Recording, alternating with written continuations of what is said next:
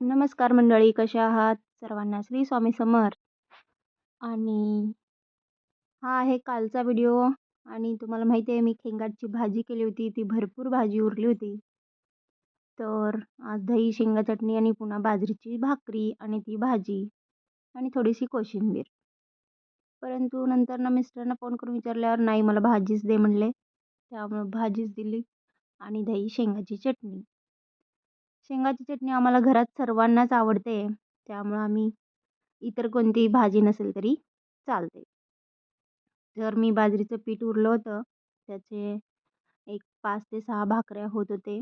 तर मी तेवढं पीठ मळून घेतलं आणि तोपर्यंत मिस्टरांसाठी 2च भाकरी करून घेतलं. तुम्ही पाहू शकताय. तर मी पीठ चाळून घेतलं व्यवस्थित आणि आता थोडंसं त्यात चवीपुरतं मीठ घालणार आहे. हवं असेल तर तुम्ही तीळ देखील आत्ताच यामध्ये मिक्स करू शकता. जेणेकरून खूप जण काय करतात, की तीळ भाकरी थापताना इकडे-तिकडे होतात म्हणून मिक्स करतात. आणि थोडंसं एक छोटासा आपण 2 पिंच म्हणतो ना बोटाचे, तेवढं तुम्ही हळद देखील घालू शकता. मला हळद घालायचं लक्षातच राहिलं नाही. तर मी ते तीळ घेतलंय.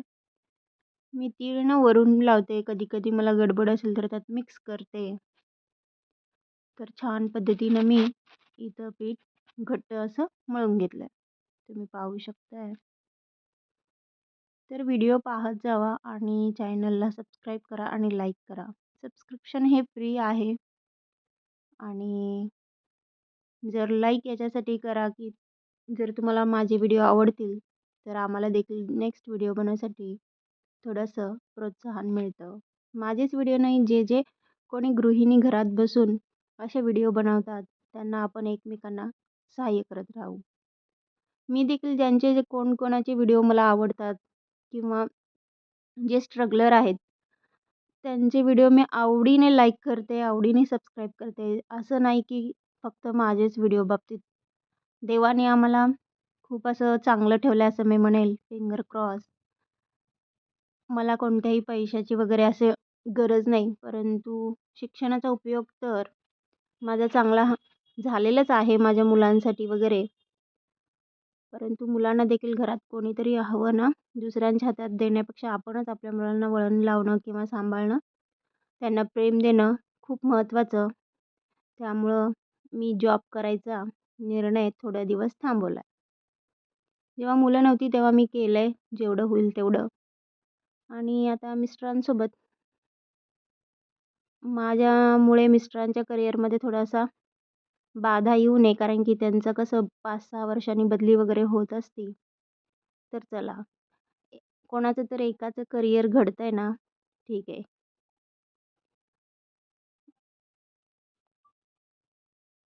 छान असं पीठ मळून घेतलंय. मग घरी बसल्या रिकामं काय करायचं?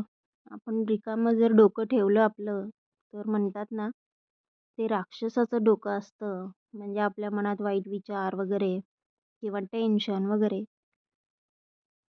तर त्यापासून आपण असंच काहीतरी करत राहिलं, आपल्या म्हणजे मेंदूला सतत आपण कार्य करत असलेलं दाखवलं, तर आपला मेंदू देखील ग्रासणार नाही विचारांनी. तर मी पुस्तक वाचन करत असते, मुलांना वगैरे अभ्यास वगैरे घेते, घरची कामे असतात. मी असं करते, की घरची कामे आज नाही झाली तर ठीक आहे. मला जर रिलॅक्स राहायचं असेल, तर मी एक-एक दिवस भांडे पण घासत नाही. खरं आहे तेच सांगायचं. नंतर ना नेक्स्ट डे घासायचं. कारण की इथं आपल्याला मदत करणारं तर कोणी नाही आहे.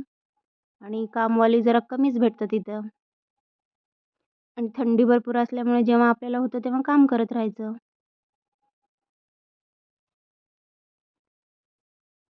आपलंच घर आणि आपणच आपल्या घरचे मालक असतो. आणि माझं असं मत आहे, की एकदम सगळं फास्ट कामं सगळं आवरून आपल्याला जायचं तर कुठे आहे? पुन्हा बसायचं आहे ना टीव्ही समोर, मोबाईलसमोर.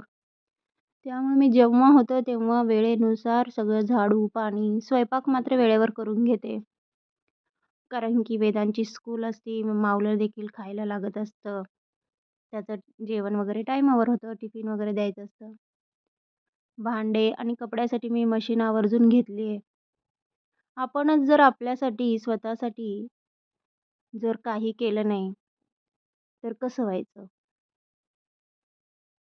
मी खूप जण असं बघते, की नाही, नाही, नाही आपणच धुतलं पाहिजे आपण. अहो आहे, मान्य आहे. काम करत राहायचंय.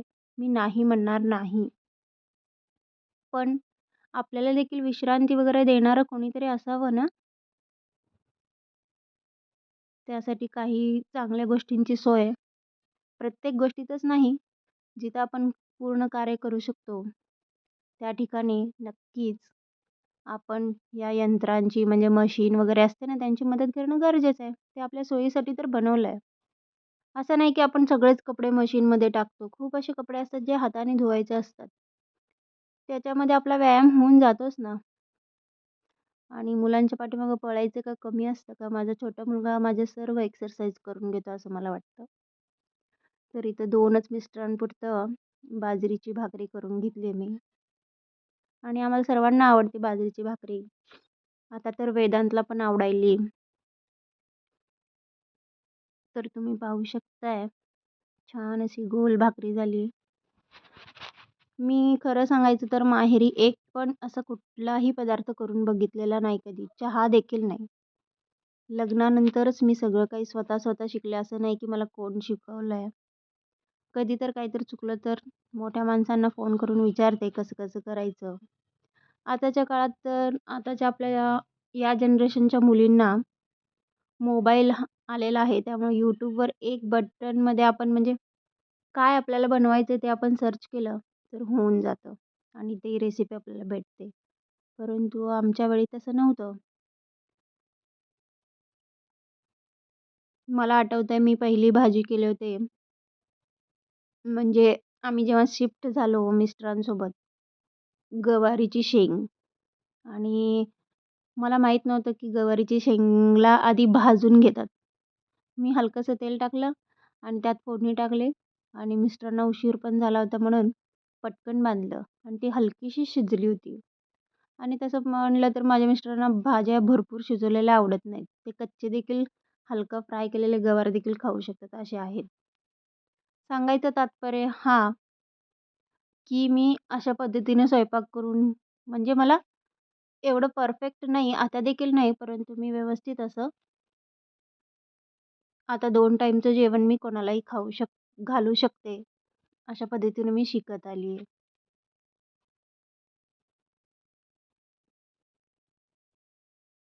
असं घालून थालीपीठ करून दिले.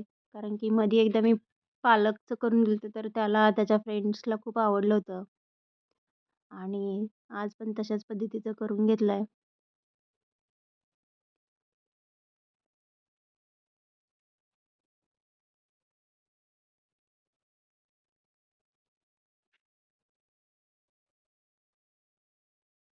मग ते थालीपीठचं पीठ खूप उरलं होतं. आज मिस्टर नाश्ता न करताच गेले. त्यांचं पोट खूप भरल्यासारखं होतं. ते म्हणले, की "आज पोट रिकामं नाही असं वाटत नाही आहे." कारण की मग पुन्हा मी नाही जबरदस्ती केली. मग थालीपीठ देऊ का विचारल्यावर दे म्हणले. मग एक थालीपीठ केलं आणि त्यातला अर्धा थालीपीठ मिस्टरांना दिला. थोडंसं पीठ हलकंसं पातळ झालं होतं. त्यात अजून थोडंसं बाजरीचं पीठ आणि मीठ घालून घेतलं. मला वाटलं, की ओल्या हाताने उचलताना ही भाकरी माझ्या हाताला चिटकेल म्हणून मी लेफ्ट हँडनी उचलायला गेले, तर ती फाटली. चला हरकत नाही. तोडूनच किंवा मोडूनच आपल्या पोटात ती जाणार आहे. मग छान असं गरम तव्याला थालीपीठ लावून घेतलं. शक्यतो तर थंडच तव्याला लावत असते, म्हणजे जेणेकरून तेल वगैरे पोळत नाही आणि छान उठतं. परंतु आज मी त्याच तव्यात लावलं एक जाडसर असं करून घेतलं. हे हे जरा मी वेदांसाठी अशा पद्धतीचं का बनवते, तर तो बाजरीचं पीठची भाकरी वगैरे देतो ना आपण पिठाची, तर ती स्कूलमध्ये गेल्यावर हलकीशी निब्बर झालेली असते. मग त्याचा हाल्फ एन अवर असतो त्याच्यामध्ये त्याला चावण्यातच वेळ जाईल असं मला वाटतं. मग त्या आणि घास वगैरे अडकेल कारण की मोकळी भाजी असते आणि त्याला असं दिलं ना नुसतं देखील तो खातो. कधी-कधी सॉस नेतो, कधी-कधी शेजवान चटणी. माझ्या मुलाचं एक मला कळत नाही त्याला दही आणि लोणचं या पद्धतीचा कोणताही प्रकार आवडत नाही. मी बांधत असले तरी पण टोमॅटोची चटणी वगैरे नाही खाणार तो. माझ्या मोठ्या मुलाला गोड पदार्थ आवडतात आणि छोट्या मुलाला आंबट आणि तिखट असे पदार्थ आवडतात. तर मिस्टरांना दिलं भरपूर असं दही आणि छान शेंगाची चटणी, पुन्हा जे काही मी खेंगाट होतं, मग खेंगाट म्हणजे आपल्याकडं भज्जी म्हणतात किंवा मिक्स भाजी केली होती ना, ती गरम करत राहिले होते. मी रात्रीही केलते, सकाळीही केलते आणि खूप थोडीशीच उरली होती. आम्ही त्यांच्या फ्रेंड्सला वगैरे रात्रीच देऊन आलो होतो. मी सांगितल्याप्रमाणे ही भाजी शिळी इतकी टेस्टी लागली ना, मिस्टर म्हणले खूप सुंदर लागत होती भाजी आणि त्यांना दिलं. ते म्हणले भरपूर जेवलं, झोपच यायला लागली आणि बाजरीच्या भाकरीने शक्यतो हलकी-हलकी झोप येते. आणि हाताने कुटलेली शेंगाची चटणी असेल ना, खरं सांगायचं तर खूप टेस्टी लागते. नुसती जरी तुम्ही खायचं म्हणलं तर एकदम भारी. तुम्ही बघू शकताय माझा थालीपीठ खूप सुंदर असं वाफ यायलाय. आता तुम्ही म्हणसाल, की मी ह्या तेलाच्या पुड्यानेच का तेल घालतीये? काय होतं, की उपवासाच्या वेळेस वगैरे ना म्हणजे तळलेलं तेल किंवा न तळलेलं तेल दोन्ही एकाच किटलीमध्ये मिक्स करण्यापेक्षा किंवा 2-2 किटल्या वागवत बसण्यापेक्षा माझं किचन ओटा त्याच्यानेच भरून जातं. मग हे ना मी रॅकखाली लपवून ठेवते. नाहीतर आमचा माऊली राजा आहेतच. जेव्हा-जेव्हा माझ्याकडे काही-काही तळलेलं भरपूर तेल असतं, मग ते कधी-कधी मी चपात्यांना वगैरे लावून संपवते. मग भाकरी केल्या दिवशी ते तेल यूज होत नाही ना, त्यामुळं मग मी अशा तेलाचा उपयोग करते. मग मी त्याला एक मोठा गंजच केलाय. मी मध्ये एक प्लास्टिकची बॉटल होती म्हणजे आपली मिळती ना प्रेसची, ती वापरत होते. आता ती खराब झाली आहे. चला कसं तर काम भागतंय ना, बस.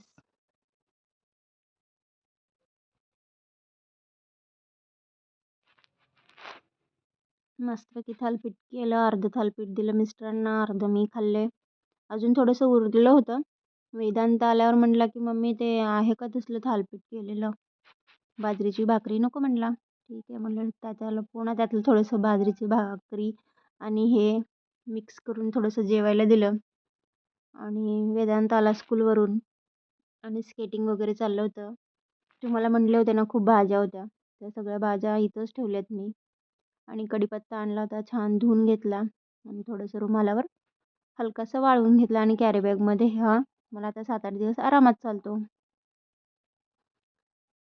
आणि त्यानंतर मशीन लावून घेतलं.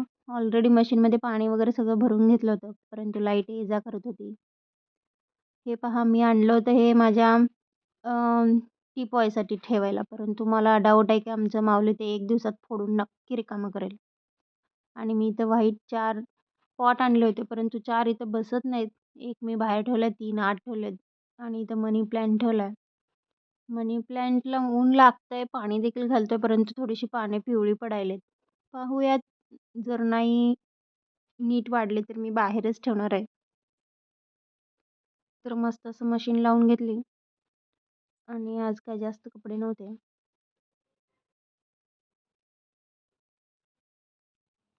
त्यानंतर किचन वगैरे सगळं स्वच्छ करून झालं आणि वेदांतला देखील सर्दी झाली होती आणि तो मॅगी मागत होता. तर त्याला गाजर आणि कांदा, वाटाणे वगैरे घालून छान अशी भरपूर मस्त मॅगी करून दिली. परंतु माझ्या छोट्या मुलाला मॅगी, पिझ्झा असले कुठलेही पदार्थ आवडत नाहीत. मग त्याच्यासाठी वेगळा भात करावा लागला आणि म्हणून आम्हाला देखील शेवग्याची शेंगाची आमटी केली. असा होता रात्रीचा आमचा जेवणाचा मेनू. सकाळच्या बाजरीची भाकरी होत्या आणि माझ्या मिस्टरांच्या मित्राने खूप अशी चटणी दिल्या होत्या. ते देखील आम्ही खाल्ल्या.